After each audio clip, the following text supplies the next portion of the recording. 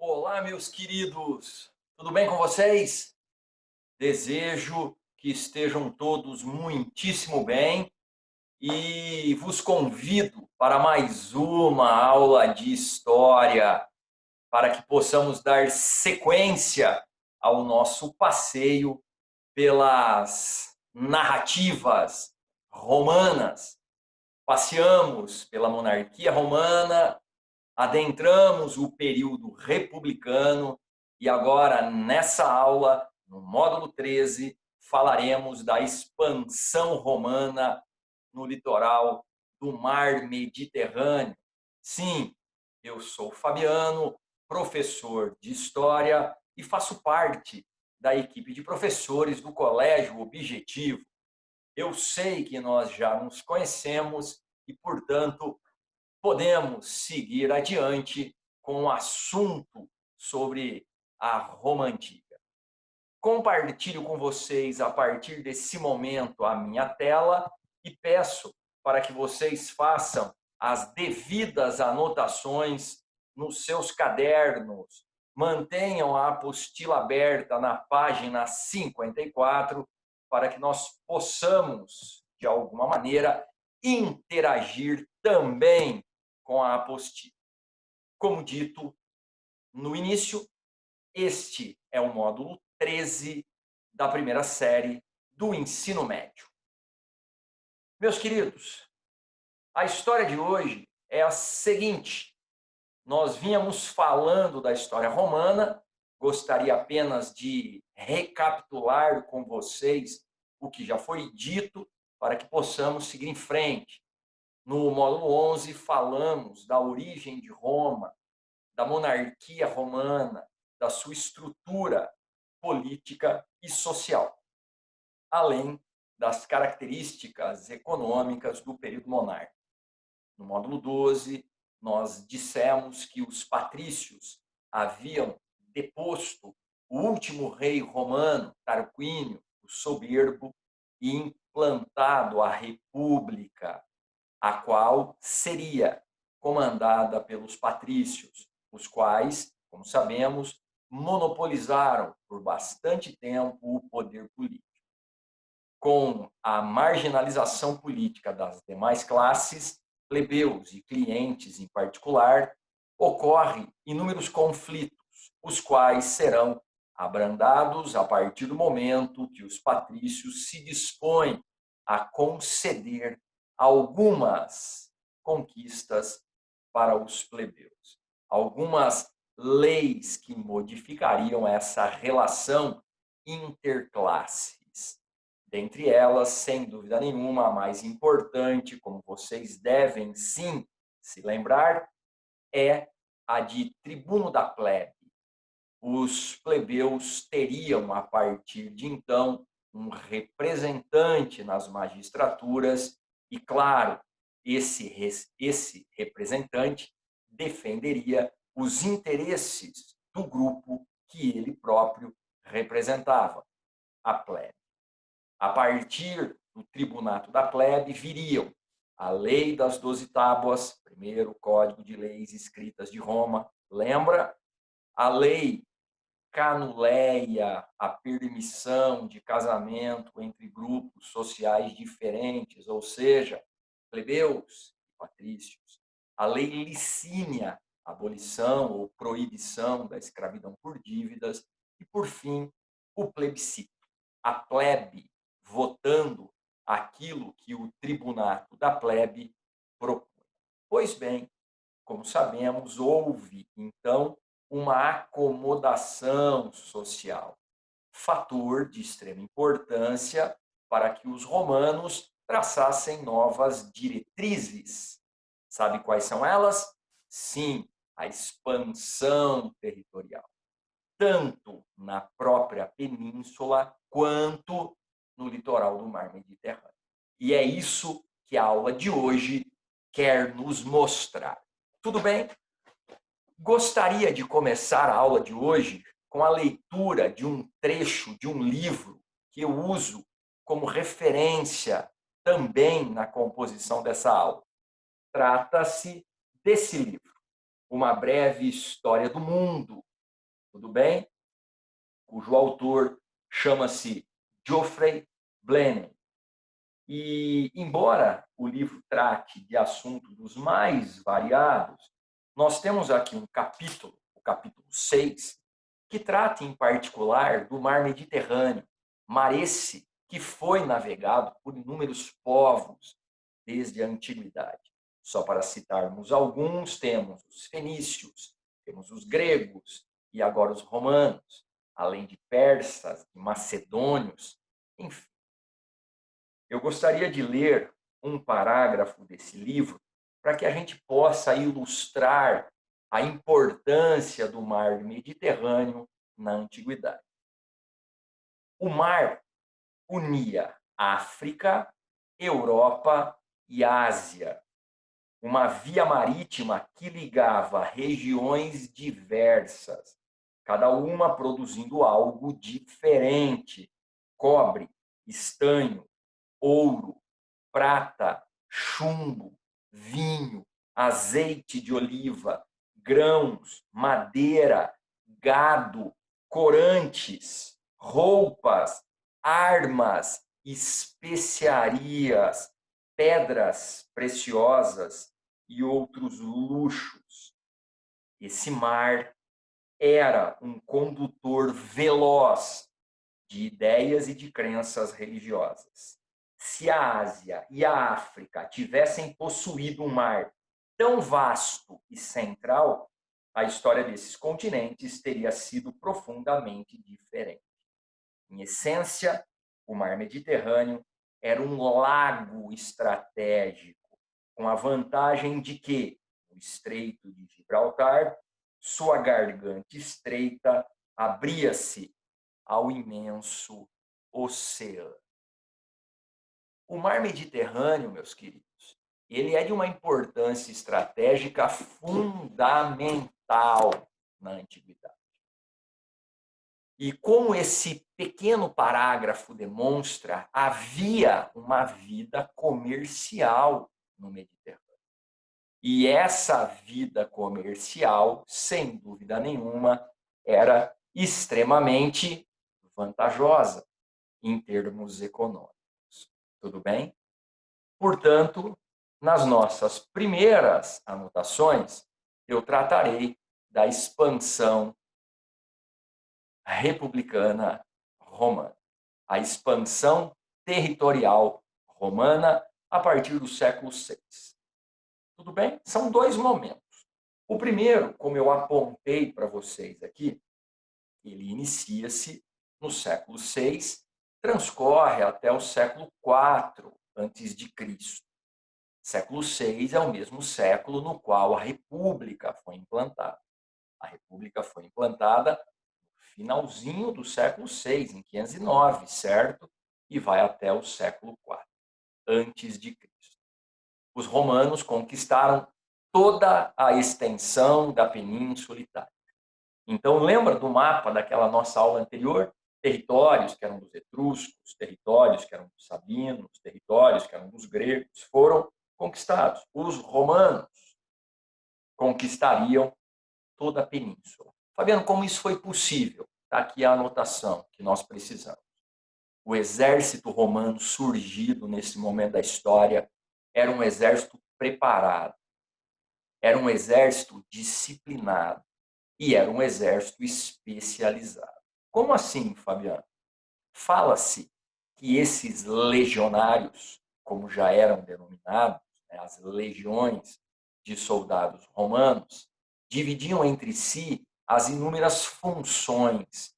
E uma das suas contribuições para o mundo romano e pós-romano foi a construção de inúmeras estradas para facilitar o deslocamento das tropas na Península Itálica.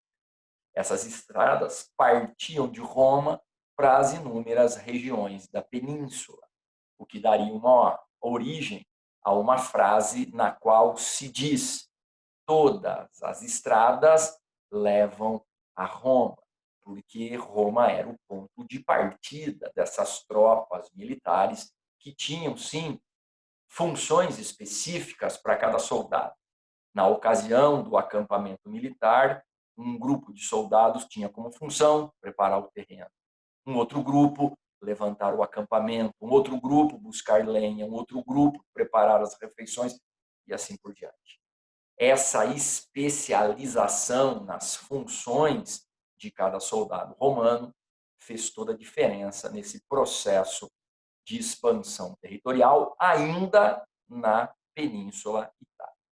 Pois bem, uma vez conquistada a integralidade da península, eles avançaram na direção do Mar Mediterrâneo. Só que há um detalhe: já havia um outro povo que controlava a região do Mediterrâneo, que, portanto, controlava essas rotas de comércio que traziam inúmeros produtos, como foi citado na leitura do trecho do livro apresentado anteriormente. Então, os romanos enfrentariam esse povo que ali navegava. Estamos falando dos cartagineses. Faço aqui uma observação pontual. Cartago era uma cidade, um reino, localizada no norte da África, onde hoje temos a Líbia, e Cartago havia sido uma colônia dos fenícios. Só que os fenícios foram conquistados pelos persas e essa colônia tornou-se autônoma, ao ponto de, no século III a.C., ser o mais importante ponto de controle do comércio no Mediterrâneo. Os cartagineses, portanto, seriam confrontados pelos romanos durante 3 guerras, ou ao longo de 3 guerras. As guerras púnicas transcorreriam do século III ao século II a.C. E esse confronto romano-cartaginês teria como consequência o controle do Mediterrâneo pelos romanos. Tudo bem? Vamos por parte. Romanos e cartagineses disputavam o controle do mar Mediterrâneo e disputavam também o controle do comércio marítimo na região. Vocês podem, por gentileza, no resumo de vocês, suprimir a palavrinha controle aqui, que foi repetida sem necessidade, tá? Então, eu vou novamente ler para vocês como deveria ficar. Disputavam o controle do mar Mediterrâneo e do comércio marítimo na região. Tudo bem? Vocês, por gentileza, façam essa correção. Disputavam o controle do mar Mediterrâneo e do comércio marítimo na região. Tá bom. A Primeira Guerra Púnica, ela transcorre entre os anos de 264 e 241 antes de Cristo. E o resultado dessa Primeira Guerra é a conquista da Sicília, da Córcega e da Sardenha pelos romanos. Na verdade, o controle dessa região é uma imposição em razão da vitória dos romanos. Os cartagineses tiveram que pagar uma indenização e ceder o controle dessas 3 ilhas aos romanos. Eu vou passar adiante só para a gente observar o mapa e já volto na sequência desse resumo. Fiquem tranquilos. Eu quero que vocês compreendam o seguinte, ó. Todo esse espaço representado no mapa, né, pelo vermelho ou pelo rosa, como queiram denominar, representa as conquistas logo depois dessa Primeira Guerra Púnica. Tudo bem? Então, lembra que eu disse, ó, a partir do século VI e até o século IV, a Península Itálica toda tornou-se um território romano. Então, está aqui, ó, na legenda, domínios e aliados romanos. Pois bem, findada a Primeira Guerra Púnica, os romanos conquistaram a Sicília, essa primeira ilha localizada ao sul da península, a Sardenha e a Córcega. Então, olha, toda essa região passou a ser de domínio romano quando a Primeira Guerra Púnica se encerra. Tá bom. Segunda Guerra Púnica, 218 a 212 a.C. Os romanos conquistaram o norte da África, com exceção de Cartago. Então, a cidade de Cartago, o reino de Cartago, não foi conquistado nessa ocasião, tudo bem? Além da conquista do norte da África, também haverá a conquista da Hispânia. Eu coloquei Espanha aqui para que a gente já traga, né, para um dialeto mais familiar, beleza? Inclusive no mapa que vocês têm na página 54, já aparece com essa denominação. O correto seria Hispânia, com H, que era a denominação dada na época, mas nós não vamos entrar também no mérito dessa discussão, tudo bem? A partir da Segunda Guerra Púnica, portanto, ó, eu mostro para vocês o mesmo, tá? Ou, se preferirem, especificamente o mapa dessa Segunda Guerra. O que nós temos aqui, ó, é uma legenda, né, extremamente didática, certo? Extremamente autoexplicativa, quando você observa as rotas desses combates e compara as vitórias romanas e as vitórias cartaginesas. Tá? Começamos a fazer a nossa análise pela região que ainda era dominada pelos cartagineses. Tudo bem? Lembrando que a partir da primeira, né, toda essa parte rosa representada também nesse mapa já era uma região romana. Eu queria fazer uma observação que nesse mapa fica muito mais claro do que no anterior, ó, tá? Nesse aqui é mais explícito, dá uma olhada. Siracusa. Siracusa era uma região autônoma, era uma antiga cidade-estado grega, tudo bem? Então, o que nós temos aqui na Segunda Guerra Púnica também será a conquista, né, dessa parte sudeste da Sicília pelos romanos. Mas não é o mais importante, sem dúvida nenhuma. O que eu quero chamar a atenção para vocês é quando o mapa elenca para a gente, ó, as grandes batalhas, as principais batalhas, tá bom?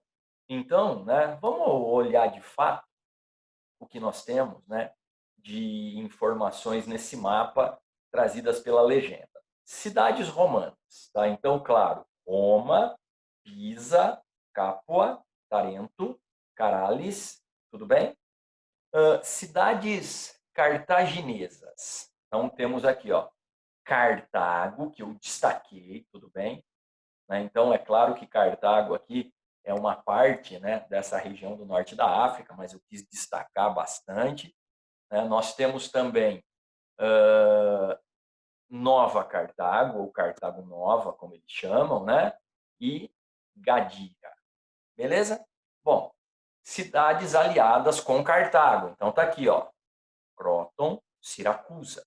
E cidades aliadas com Roma. Tá aqui, ó, Massília, por exemplo. Bom, uma outra aqui que eu não tinha citado, né, aliada dos cartagineses, Cirta. Por que eu estou mostrando isso para vocês? Porque da mesma maneira, e olha que interessante, aqui nós já percebemos que o poder militar romano ele já era um poder marítimo, as chamadas galeras romanas, certo? Inclusive na apostila de vocês, olha, nós temos aqui o desenho de uma delas, tá? E aqui diz o seguinte, ó, modelo de galera, embarcação de guerra movida a remos, construída pelos romanos para derrotar os navios cartagineses na Primeira Guerra Púnica. Suas inovações eram o esporão na proa e os passadiços, que facilitavam a abordagem dos barcos inimigos. Tá? Então, era uma embarcação mais leve, né? Quem remava nas galeras eram prisioneiros ou escravos, e ela tinha uma velocidade surpreendente para a época, tá bom? Então vejam, olha, que essas setinhas nos mostram que os romanos avançaram literalmente pelo Mediterrâneo, enquanto os cartagineses tiveram um avanço terrestre. E olha onde chegaram os homens do Aníbal, que era o que governava Cartago, era o que comandava os cartagineses. Detalhe, o Aníbal usou nessa sua investida sobre os romanos um exército de elefantes montados por soldados. Então, vejam vocês, era como se verdadeiros tanques de guerra, né? Que na verdade eram esses elefantes, se movimentassem nesse território. Bom, o que acontece aqui é o seguinte: os romanos resistirão e avançarão ao ponto de conquistarem toda a parte do norte da África que lhe interessava. Duas exceções: não conseguiram conquistar Cartago, pois os cartagineses resistiram bravamente, e também essa região da Numídia, onde nós temos aqui Cirta, que era aliada dos cartagineses. Tudo bem? Mas veja que as conquistas romanas se ampliaram significativamente, mesmo porque toda essa parte aqui, ó, chamada de Hispânia, como eu disse para vocês, será conquistada pelos romanos. Então, essa é a configuração pós Segunda Guerra Púnica, beleza? Com exceção de Cartago e da região da Numídia, as demais foram conquistadas pelos romanos. Pois bem, volto mais um pouquinho. Terceira Guerra Púnica, de 150 a 146 a.C., certo? 4 anos. Os romanos não só conquistaram, como destruíram Cartago. Tudo bem? Então, nessa terceira Guerra Púnica, se dá a consagração dos romanos sobre os cartagineses.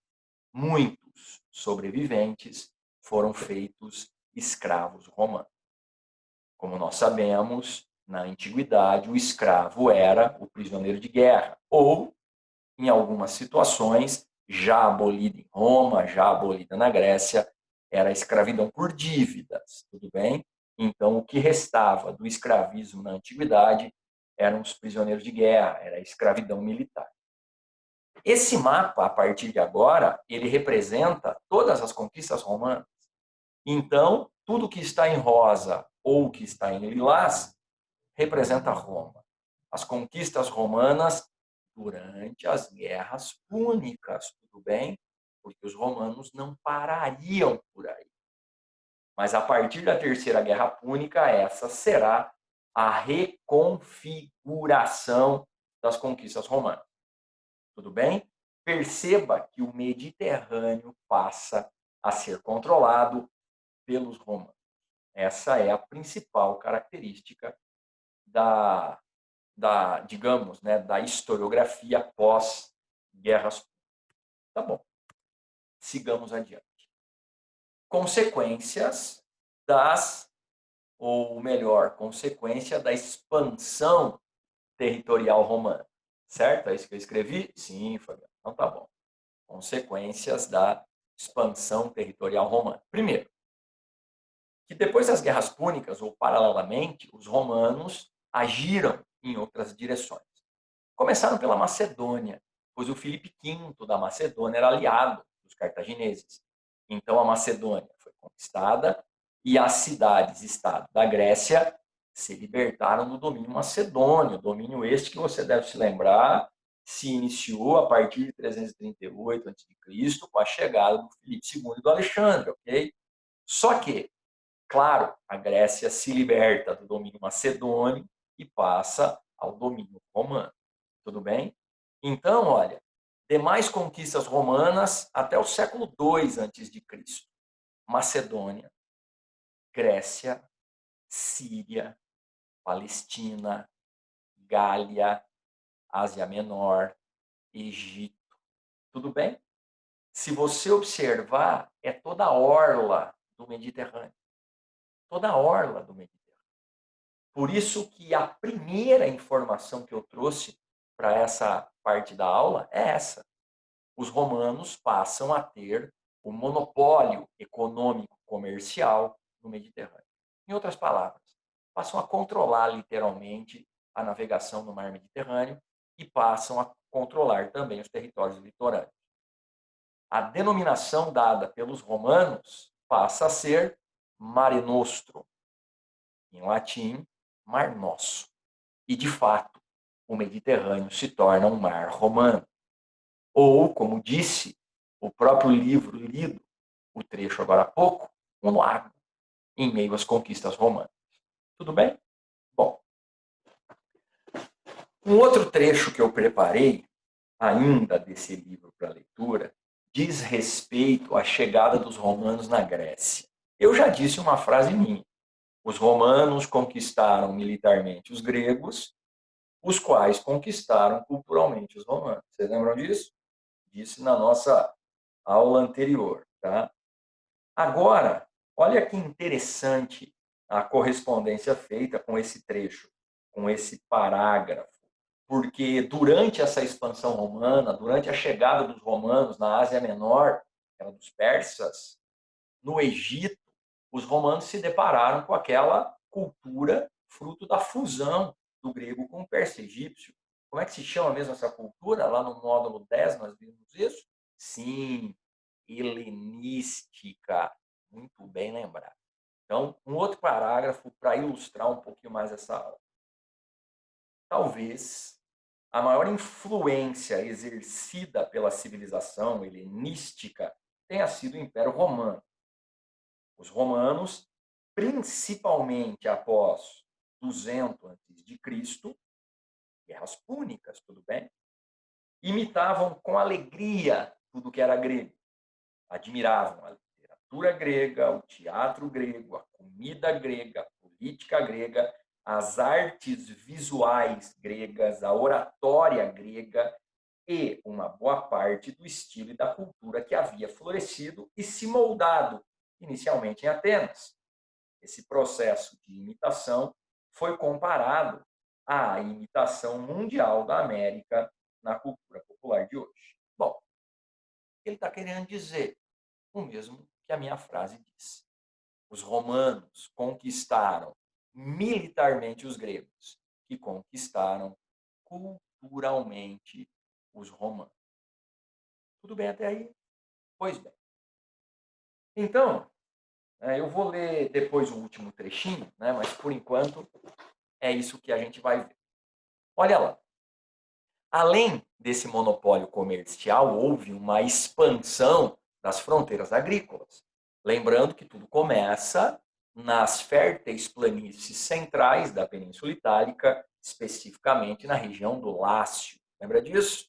Só que agora essa produção agrícola havia se ampliado na península. E a partir das guerras púnicas, extrapolou os limites peninsulares. E essa agricultura passou a ser desenvolvida nas áreas conquistadas. Afinal de contas, os caras conquistaram o Egito, o local que mais trigo produzia no mundo conhecido daquela época. Ok? Então, esse é o segundo item. Ó. Produção agrícola nos territórios conquistados e enriquecimento do Estado romano. Por que enriquecimento do Estado? E tudo era do Estado romano. Todas as conquistas representavam Roma, em outras palavras, o Estado romano, a República Romana. Tudo bem? Bom, aumento significativo do número de escravos em razão das conquistas territoriais. Sim, a partir das guerras púnicas e posterior a elas, em todas essas áreas conquistadas pelos romanos, a população foi escravizada. Até aqui você diz, caramba, os romanos então empreenderam um momento de conquista e dominação. Pois é. Só que eles estavam cada vez mais longe do seu centro irradiador, Roma.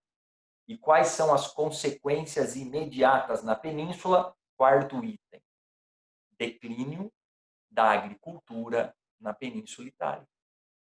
Porque se eles tinham novas áreas para cultivar e tinham a mão de obra disponível para o cultivo dessas terras, cada vez menos se interessam pelas terras na península, certo?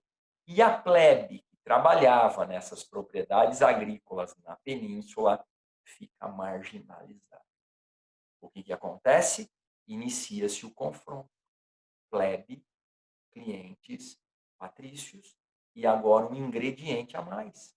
pois novos grupos sociais tinham surgido, olha o quinto item, novos grupos sociais, comerciantes, banqueiros, cobradores de impostos, que serão denominados de cavaleiros, que serão denominados de homens novos, arrendatários de terras, enfim, eu tenho um grupo social, né, ou eu tenho uma sociedade com grupos sociais mais diversificados. E eles vão se confrontar porque inúmeros interesses estão em jogo. A plebe, óbvia, era a mais numerosa. A plebe era o grupo social com o maior número de indivíduos. E é claro que os demais, como eu já disse em outras situações, temiam uma sublevação. Então era preciso duas coisas. Primeiro, alimentar a plebe, pois ela não tinha condições de se alimentar, pois estava marginalizada social e economicamente. Segundo, divertir a plebe. É por isso que os romanos adotarão, posteriormente ao período de expansão, a política chamada de panis et circenses, ou, no português, pão e circo. Pão e circo, comida e diversão. Pois com comida e diversão, não se iludam, essa diversão é uma diversão que aliena, o objetivo era esse, era alienar a plebe. O que significa alienação, Fabiano? O desconhecimento dos verdadeiros interesses dos políticos. Então, uma plebe alienada é o mesmo que uma plebe desinteressada pelos assuntos políticos de Roma. Eles têm o pão e eles têm o circo. Tudo bem?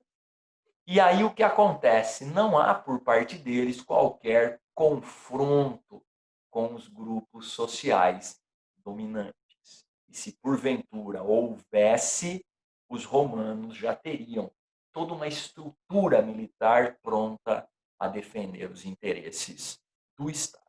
Bom, além de tudo isso, nós temos aqui no sexto item o empobrecimento dos patrícios. Fabiano, mas você acabou de dizer que o Estado romano se enriqueceu, e reafirmo, o Estado romano se enriqueceu. Nós estamos falando da estrutura política. Nós estamos falando da concepção de algo que é, acima do indivíduo. Nós estamos falando do Estado como, uma nação, como uma instituição. Quem empobrece são os indivíduos, os patrícios. Mas não são os patrícios que governam o Estado? Sim, mas cada vez mais perdem o protagonismo. Para quem? Para os militares. Pois foram os militares que conquistaram e são os militares que controlam os territórios conquistados para que eles se mantenham como territórios romanos. Então, os patrícios e, porventura, o Estado passa a depender dos militares, que cada vez mais, como eu disse, vão ganhando projeção e protagonismo. Os patrícios vão perdendo força. Os patrícios vão se empobrecendo porque as suas terras não interessam. Toda a produção agrícola, ou quase toda ela, é feita fora da península. Tudo bem? Ou em terras conquistadas pertencentes ao Estado e não mais ao indivíduo, ao patrício, que era o representante dessa elite rural desde o período monárquico. Faz sentido isso? A ascensão política e econômica dos militares romanos se dá na figura dos generais. Cada vez mais esses generais ganham destaque. Nós teremos isso principalmente no próximo módulo. Mas eu já quero dizer alguns nomes para que vocês se familiarizem com eles.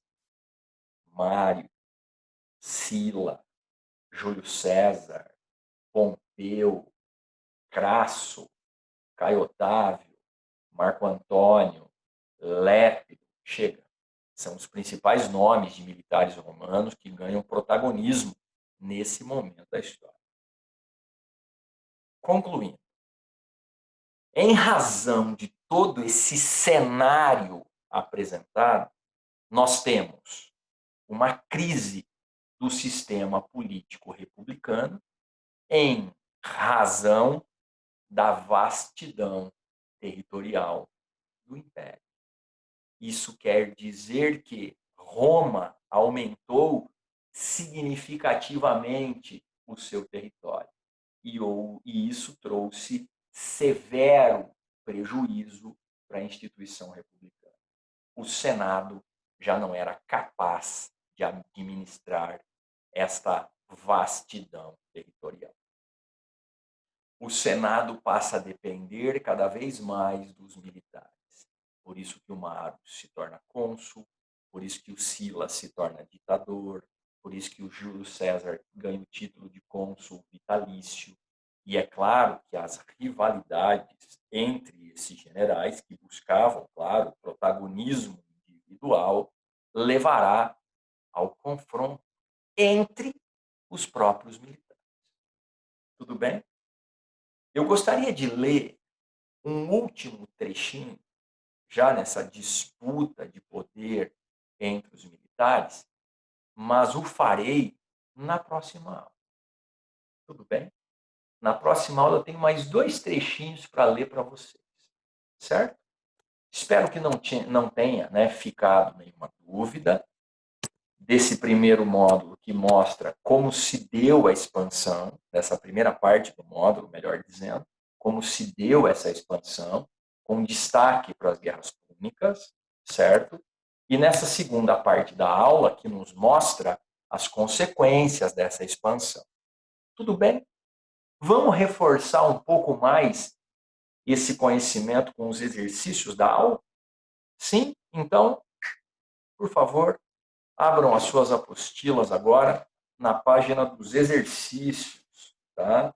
E eles estão na página 56 e 57. Tá bom? Então, olha, abra o seu exercício, se for preciso, dê um pause aí no vídeo enquanto você pega a sua apostila, tá? E depois você novamente volta a assistir. Tá? Exercício número 1 da página 56. Que condições propiciaram ou possibilitaram a expansão romana a partir do século IV antes de Cristo, certo? Século IV antes de Cristo. Nós estamos, né, quase ali às vésperas das guerras púnicas, tá bom? Então, a resposta está exatamente aqui no primeiro slide, ó. E a resposta é essa aqui.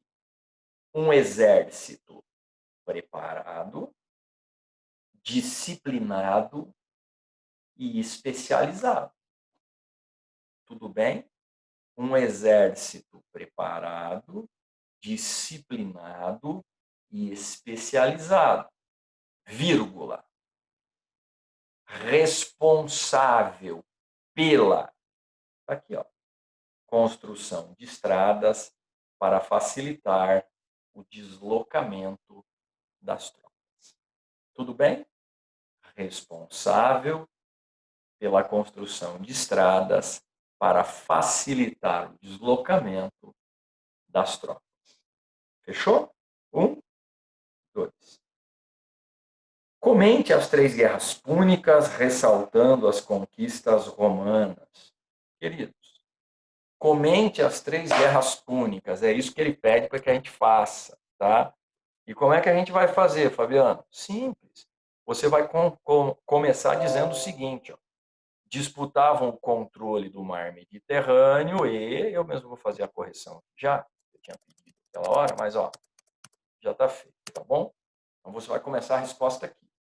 Disputavam o controle do mar Mediterrâneo e do comércio marítimo na região, beleza? Ou, né, nós sabemos que a região é a do próprio Mediterrâneo, a gente pode até melhorar. Disputavam o controle do mar Mediterrâneo e do comércio marítimo. Basta. Beleza? E aí você coloca, primeira, Guerra Púnica, Sicília, Córcega e Sardenha. Segunda, Guerra Púnica. Terceira, Guerra Púnica, a área conquistada em cada uma delas. Tudo bem até aí? Ficou claro? Tá bom. Então, meus queridos, eu gostaria de fazer com vocês a 3 e a 4 também, e as demais eu passo a resposta para que vocês, se dúvidas tiverem, procure saná-las no plantão, beleza? Então, exercício 3.